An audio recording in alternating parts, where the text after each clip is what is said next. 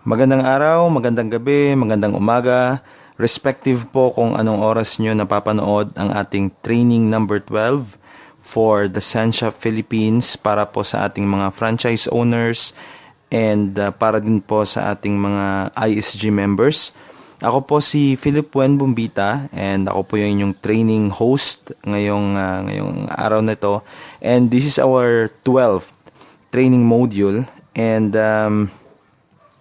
yung focus po ng ating training ngayon is regarding po sa isang project na tinitest natin dito sa Negros Island region which we hope will be able to give our franchise owners the ability and the opportunity to earn extra income in a more passive manner. So, sa pagkakaalam po ng ating mga franchise owners, nagkaroon po tayo ng isang tie-up with leading companies in the household sector, particularly po sa detergent, toothpaste, shampoo, and other household amenities na ginagamit po ng karamihang pamilya dito po sa Pilipinas. And part of our deal is to help them mobilize yung mga products nila which cannot be sold in the grocery market. Kasi alam nyo po yung nasa grocery sector po natin dito sa Pilipinas, this is one of the biggest industry. In fact, yung detergent sector as well as the shampoo and soap portion ng retail market is one of the biggest so far. It's worth billions of pesos. And ito po yung mga produkto na hindi po kayo mahirapang magbenta kasi this is something that everyone else buys. Hindi nyo na kailangang i-market, i-hard sell, hindi nyo na kailangang i-explain sa kanila kung ano yung product kasi these are product that have been known by a lot of people and a lot of people have been using this for a very long time. So yung objective po ng training natin is I would like to explain to you sa pamamagitan ng training number 12 kung paano kayo kikita and of course kung paano nyo po may expand yung inyong mga franchises and at the same time earn passive income while you do it.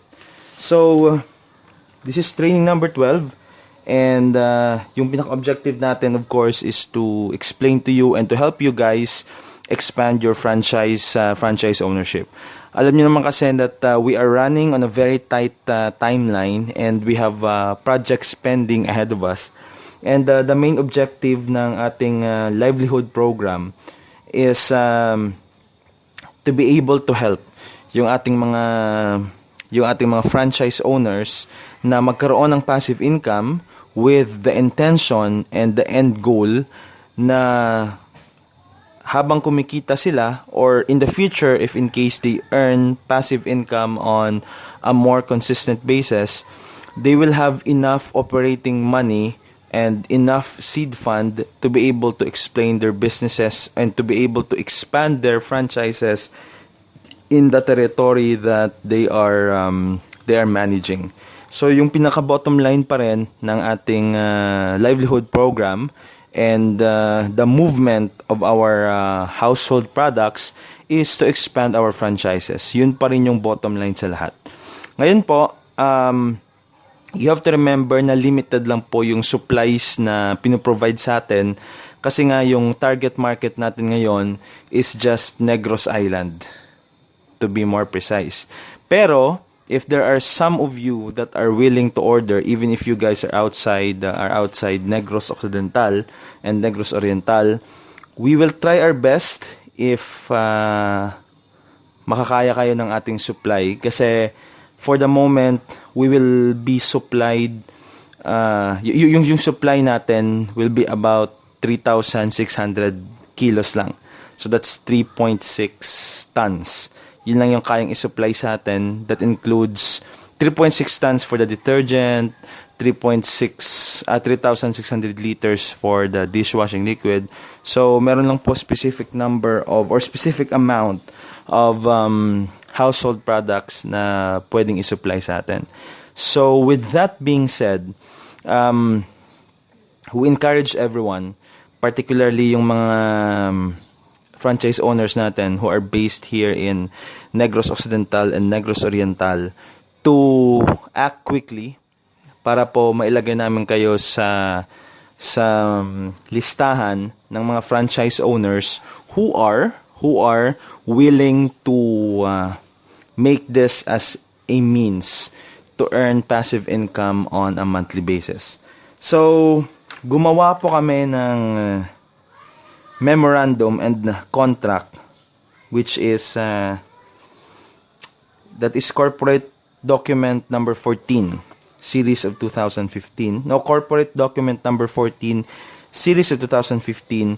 And ini-explain po dito yung procedure and yung policy kung ano po yung makukuha ng inyong mga customers once they continue to purchase detergent and other household products from us. So, tandaan po ninyo na karamihan po sa market ay nagbebenta rin po ng product na katulad sa atin. Pero I have to inform you ahead of time na kung meron po kayong mga suppliers or meron kayong, not suppliers, meron kayong consumers, we strictly encourage na wag po kayong mag-supply sa mga grocery stores. Pang household lang po yung product na isusupply natin sa kanila. Alright? So, our product is way cheaper beyond the competition. Mura po tayo compared doon sa mga binibenta sa mall. Kasi nga yung kinukuha natin are products straight from the factory. Nasa ano po siya? Nasa 50 kilogram sack. Yung isang yung isang yung parang isang bulk niya. It's a 50 kilogram sack.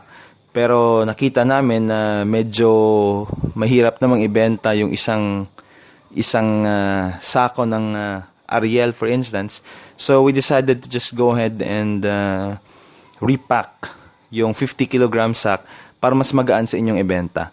Ngayon po, you have to remember na siguro sa market, meron ring mga small-time entrepreneurs na nagbebenta ng mga product katulad nito.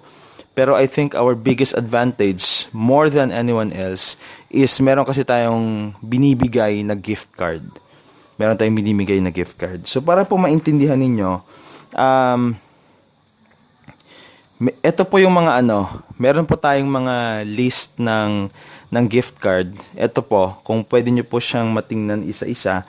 And you would notice there na meron po siyang corresponding amount every gift card. So, ito po halimbawa yung mga gift card natin. So, you would see here na meron pong 500,000, 400, 300, 200, 100,000, down to 1,000. So, ang mayayari kasi ngayon, halimbawa, 3,600 lang na customers ang pwede nating i-accommodate as of the meantime. So, yung mayayari ngayon is if yung customer ninyo would fall between customer number 1 up to customer 100, yung matatanggap niya is 500,000 worth of discounts. So, ano pong ibig sabihin nito? Ibig sabihin, pwede siyang bumili ng product sa Sense at pwede niyang gamitin yung 500,000 pesos worth of discounts para ma-avail yung mga products and services that we are offering, alright? To avail the products and services that we are offering on a on discounted price. Pero you have to remember na hindi po available sa lahat yung mga, or hindi pwedeng gamitin yung discount card sa lahat ng product. Available lang po siya for the specific products and services. So, para po makita ninyo yung mga products and services na covered or pwedeng gamitan ng discount card, pwede nyo pong puntahan yung phwibbly.weebly.com at i-click nyo po yung featured. So, nasa phwibbly.weebly.com, i-click nyo po yung featured. So, yung mangyayari nito is halimbawa yung cellphone, yung cost niya is 30,000.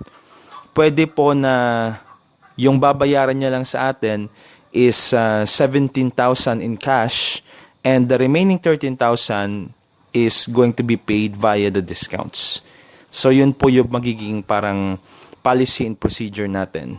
Yun yung magiging means of operations natin. So instead of paying the full amount, what they're going to do is just pay the amount that is required, and then the rest of the price will be paid through the discounts. So, for example, nag-order halimbawa yung uncle ninyo ng detergent, tapos number 301, number 91. So, of course, he will be entitled to receive the 500,000 discount card. Pagkatapos nito, halimbawa, nag-decide siyang bumili ng phone, so i-check niya sa featured tab ng ating website kung ano yung phone na gusto niya.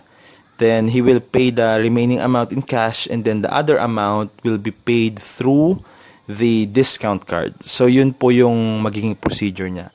So, makikita po kasi nila through the receipt. Alright, makikita na sa receipt kung magkano yung remaining amount na natira kapag bumili sila ng isang specific item. Yun po. So, meron po tayong mga policies and procedures na pwede nyo pong basahin sa ating corporate document number 14 para po malaman ninyo kung papaano po yung exact na policy natin.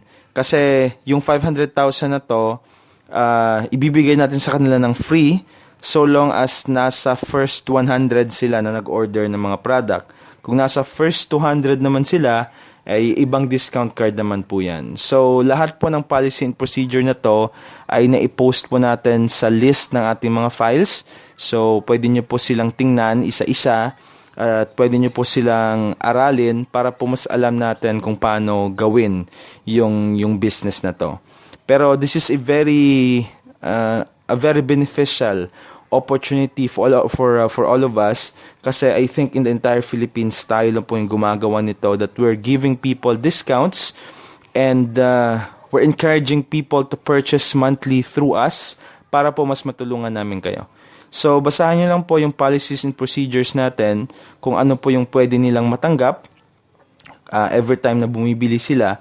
Pero yung general rule is, for the first 3,600 customers, okay, take note, for the first 3,600 customers, they will be receiving a gift card. So, ito po yung matatanggap nila ng mga gift card natin. Nasa ano rin po yan, nasa policies and procedures natin. So, pwede nyo po tingnan lahat. And in case you have questions or suggestions, particularly those sa mga franchise owners natin dito po sa Negros Island region, feel free to contact us para po mas matulungan namin kayo and mas magkaroon po tayo ng definite interaction so that we can also help you guys to earn more and make it a passive income and a monthly habit for your prospects para po makabili sila ng ating mga products and services on a more consistent basis. So once again, thank you po sa pakikinig sa ating training number 12. We will post the links and all the things that you need sa description po ng ating training, exclusive po sa ating Facebook group. So make sure po na tingnan nyo lahat at make sure po na i-download niyo yung mga file tsaka yung mga contract. This is very very important para po mas makasign kayo ng contract doon po sa mga inyong prospect na pwedeng bumili ng mga household products natin. So once again, thank you for listening up, and we hope to see you soon on our training number 13. Once again, this is Phil Bumita. We're now signing off.